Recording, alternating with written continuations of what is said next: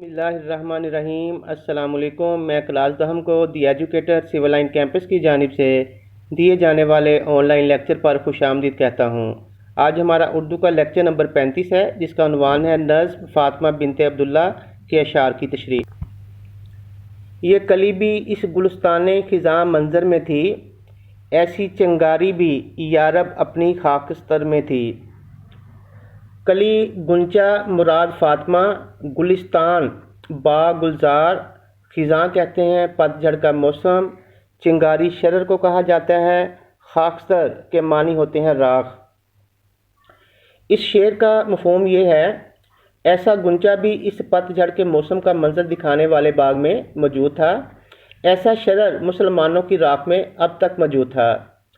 علامہ اقبال رحمۃ اللہ علیہ امت مسلمہ کی عظیم بیٹی کو خراج تحسین پیش کرتے ہوئے استعاراتی انداز اختیار کر رہے ہیں۔ فاطمہ بنت عبداللہ کے لیے کلی کا استعارہ، جبکہ دین اسلام کے لیے گلستان خزاں کا استعارہ استعمال کرتے ہیں۔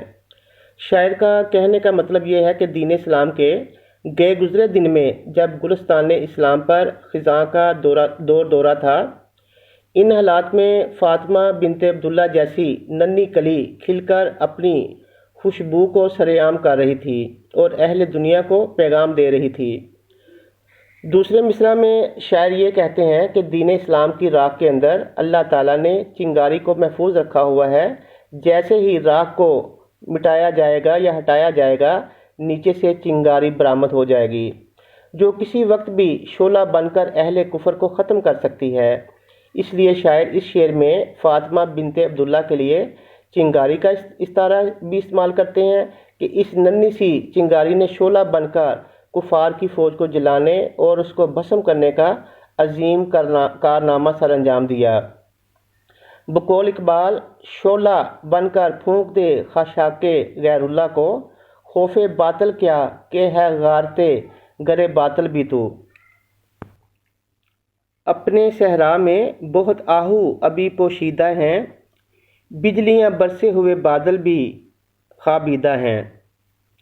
صحرا، ریگستان، آہو، ہرن، بجلیاں، آسمانی برق، خوابیدہ یعنی سوئی ہوئی ہیں۔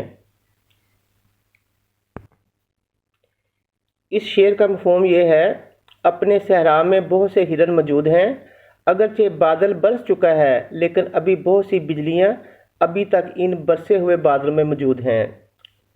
شاعر مشرق علامہ محمد اقبال رحمۃ اللہ علیہ استعاراتی انداز اپناتے ہوئے کہتے ہیں کہ صحرائے اسلام میں ابھی بہت آہو مراد مرد مومن چھپے بیٹھے ہیں، جو صحرا کو گلزار کرنے کا جذبہ رکھتے ہیں۔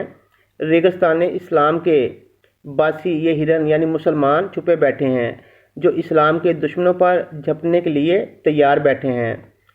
ان مسلمانوں کو معلوم ہے کہ ہماری نو عمر بیٹی نے جنگ طرابلس میں اپنی بے مثال قربانی دے کر ہمارے لیے مثال قائم کر دی ہے، اس لیے وہ خود بھی جذبہ ایمان سے سرشار ہو چکے ہیں اور دشمنان اسلام پر حملے کے لیے بے تاب ہیں۔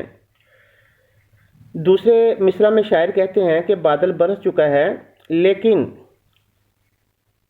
برسے ہوئے بادل کے اندر جذبہ ایمان کی بجلیاں سوئی ہوئی ہیں، جو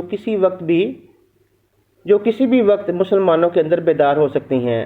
جب جذبہ ایمان کی یہ قوت مسلمانوں کا دستے بازو بن جائے گی تو پھر کوئی ان کے مقابل کھڑا نہ ہو پائے گا، کیونکہ جذبہ ایمان مسلمانوں کی وہ پوشیدہ قوت ہے جس کے سامنے دریاؤں کے دل دہل جاتے ہیں، پہاڑ رائی ثابت ہوتے ہیں۔ اس لیے تو شاعر نے کیا خوب کہا تھا، خدا نے تیرے مقدر میں جیت لکھ دی ہے، دل و نظر میں ذرا انتظار پیدا کر۔ فاطمہ گو شبنم افشاں آنکھ تیرے غم میں ہے، نغمہ عشرت بھی اپنے نالہ ماتم میں ہے۔ گو اگرچہ شبنم افشاں آنسو برسانے والی، نغمہ عشرت خوشی کا راگ، عیش کا راگ، نالہ ماتم کسی کے مرنے پر رونا۔ اس شعر کا مفہوم یہ ہے، اے فاطمہ، اگرچہ میری آنکھ تیری جدائی میں آنسو بہا رہی ہے، لیکن تیرے مرنے پر جو آہو جاری کر رہا ہوں اس میں خوشی کا راگ موجود ہے۔ علامہ محمد اقبال رحمۃ اللہ علیہ امت مسلمہ کی عظیم بیٹی کو خراج تحسین پیش کرتے ہوئے کہتے ہیں کہ اے فاطمہ بنت عبداللہ، تیری شہادت سے دل خوش بھی ہے مگر آنکھوں سے آنسوں کی جھڑی اس بات کو ظاہر کر رہی ہے کہ تیرا بچھڑنا دکھ کا باعث ہے۔ ہر آنکھ تیری شہادت پر اشک بار نظر آتی ہے، دل افسردہ دکھائی دیتے ہیں جبکہ جسم ساکت کھڑے ہیں۔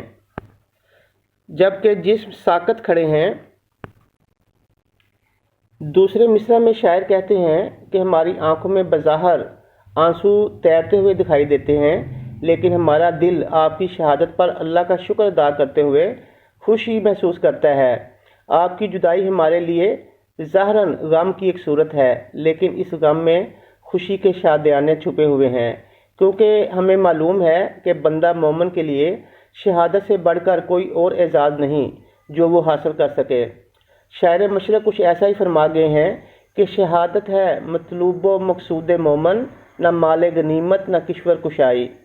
اصل میں شاعر ننھی مجاہدہ کی جدائی میں افسردہ دکھائی دیتے ہیں لیکن اس افسردگی کے پردے میں خوشیاں ہی خوشیاں جھلک رہی ہیں۔ ظاہری بات ہے جو تن اللہ کی رضا کے لیے قربان ہو جاتا ہے اس کے لیے دنیا میں ماتم نہیں کیا جاتا بلکہ اسے اللہ کا فضل جانتے ہوئے خوشی منائی جاتی ہے۔ رقص تیری خاک کا کتنا نشاط انگیز ہے، ذرہ ذرہ زندگی کے سوز سے لبریز ہے۔ رقص کہتے ہیں ناچ کو، خاک کہتے ہیں مٹی کو، نشاط انگیز خوشی پیدا کرنے والا۔ ذرہ ذرہ ریزہ ریزہ زندگی، حیات، سوز، جلن، لبریز بھری ہوئی۔ اس شعر کا مفہوم یہ ہے، اے فاطمہ تیری قبر کی مٹی جو ہوا میں ادھر ادھر اڑ رہی ہے اس میں رقص کی کیفیت معلوم ہوتی ہے اور گرد کا یہ رقص خوشی پیدا کرنے والا ہے۔ اس مٹی کا ایک ایک ذرہ زندگی کے سوز سے لبریز ہے۔ شاعر مشرق علامہ محمد اقبال امت مسلمہ کی کم سن دختر فاطمہ بنت عبداللہ کو خراج تحسین پیش کرتے ہوئے کہتے ہیں کہ اے ہماری قابل رشک بیٹی، اگرچہ تو نے خاک کی چادر اوڑھ لی ہے اور دنیا سے پردہ فرما لیا ہے لیکن میں دیکھتا ہوں کہ تیری تربت کا ایک ایک ذرہ ہمارے لیے خوشیوں کا باعث ہو رہا ہے۔ تیری قبر سے اڑنے والے خاک کے ذرات خوشی میں جھوم رہے ہیں کہ اللہ تعالیٰ نے ان کے مقدر میں عظیم مجاہدہ اسلام کا جسم رکھ دیا ہے۔ اب وہ عظیم اور متبرک جسم خاک میں اسودہ آرام ہے اور خاک بھی قابل تقدیر قرار پائی ہے۔ اصل میں شاعر امت مسلمہ کی عظیم بیٹی کی قسمت پر ناز کر رہے ہیں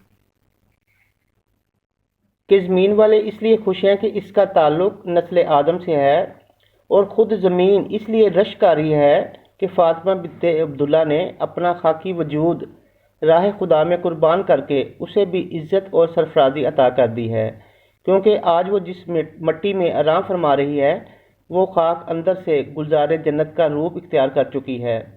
اس گلزار میں ننھی شہیدہ اسلام بڑے آرام سے محو خواب ہے۔ آج آپ کی ڈائری یہ ہے، اس کو اچھے طریقے سے یاد کیجیے۔ شکریہ۔